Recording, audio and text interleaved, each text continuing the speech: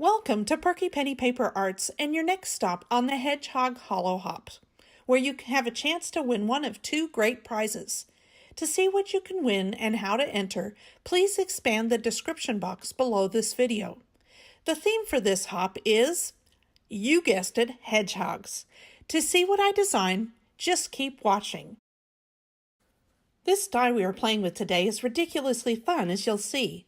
I have the Magic Picture Changer die set, which consists of this larger die which creates the outside pocket, a smaller die that creates the inside pull-up mechanism that we'll see in a minute, this cute frame that hides the magic, and a small pull tab with an arrow on it. There's also the Magic Picture Changer add-on that is a larger frame and another pull tab with the word pull on it. I have die cut, colored, and stamped the pocket panel. Let's set that aside until we have die cut this already colored hedgehog.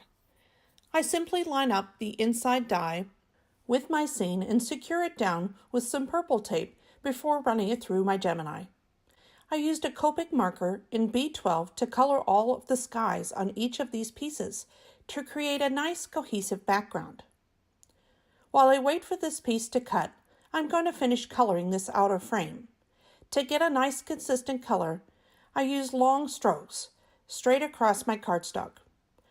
When I go to the green, I decided to put the pocket and slider together to make sure everything lined up before I finished coloring. The finished card makes this look complicated, but the die set actually makes it quite easy. I start by taking the large pocket piece and folding the two tabs along the crease. I like to work the paper together on the crease side. This is the opposite of how it should actually be folded, but I find it easier to work the fold on the crease side at first. Then, when I've folded and creased it in that direction, I turn it over and switch it so it's folded towards the back of the image. I apply 1/8" score tape to all four sides of these skinny tabs. Then I remove the protective strip from the two pieces that are on the back side of the panel and attach these tabs to the inside of the panel. This creates a pathway for the slider to run through.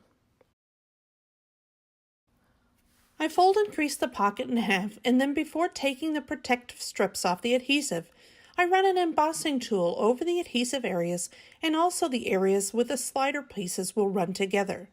This creates a nice slick surface for the slider to operate on. I also add a small piece of cardstock that matches the front of the card to the pull tab area, leaving the top bare so the word pull from the tab is legible. I run the tab through the slit that's created by the die, with the image facing down against the back of the other image. And after making sure that the piece is well within the channel I created with the taped down sides, I remove the protective cover and bring the front and back together to create the pocket. Now it's time to make the magic happen. You'll notice that there are 4 slots on the inside piece and 4 strips on the outside. Working through the center window, feed each of the strips through its corresponding slot. When all strips fill all slots, give the tab a little push and pull, and there you have it. A Magic Picture Changer element. Feel free to rewind and pause this video as needed to learn this. I was really surprised when I first made one how easy it actually is. It makes me want to make magic picture cards out of everything. The possibilities are endless. Now it's time to add the front frame from the add-on set and finish up the coloring. Now this is very important. When applying adhesive to any frame that's placed on top of this slider pocket, make sure the sides remain clear of any adhesive. This is to make sure that the mechanism continues to work when you pull on the tab. Here's a quick little diagram of where to place the adhesives. I also use my dotted tape runner to make sure I can control exactly where the adhesive goes. Now I can apply the frame and finish up my coloring. Nothing fancy, just one color for the sky and one color for the grass. The wow on this card is the Magic Changer element. I applied the pull tab and was ready to add some decorations to create a scene. Let's start by adding a small hedgehog. I have fussy cut it out and placed it on a piece of purple tape to give me something to hold on to as I color. This is basically the same technique I used for the larger hedgehog, with one difference. I used 2 colors instead of 3.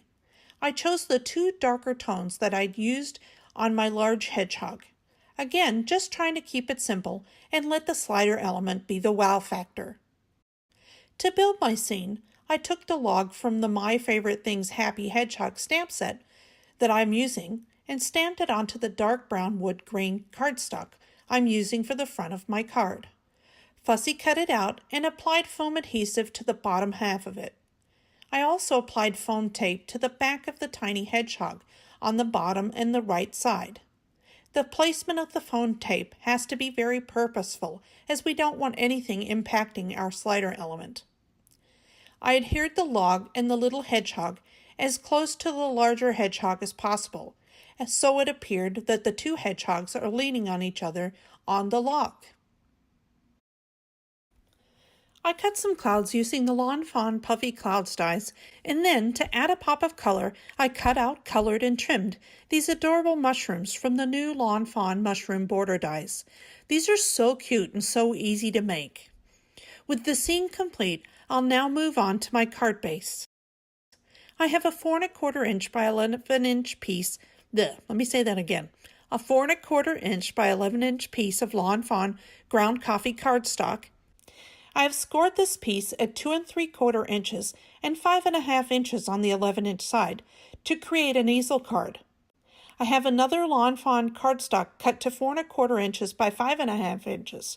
This comes in a pack, I believe, of 10 sheets in several different colors of wood embossed paper. I attach my little scene to the front, popping it up with foam tape to add to the ease of use of the pull tab, and then add the entire panel to the first 2 3/4 section of the card base to finish the easel. Lastly, I'm adding a sentiment from Altenews Precious Moments stamp set to the inside of the card using one of these little banners I found at Joann's. They come in white and craft, and I purchased a pack of each because I thought they'd be wonderful to have on hand just for these types of situations. I popped it up with some trusty foam tape, and now I have the perfect place to set the card front so it can be displayed. This card is a labor of love, as my son is moving out to his own place on campus tomorrow, and I wanted something for him to remind him that I'm always there for him no matter what. I'm sure he'll love it. Thank you so much for participating in our hop today. Don't forget to expand the description below to find out how you can enter to win one of 2 great prizes, and to find the link for the next participant in this hop. If you enjoyed this video, a thumbs up is appreciated, and I'm always happy for your comments and suggestions. And don't forget to subscribe if you haven't already. Here are a couple of other videos you might enjoy. Until next time, happy crafting! I look forward to seeing you again soon.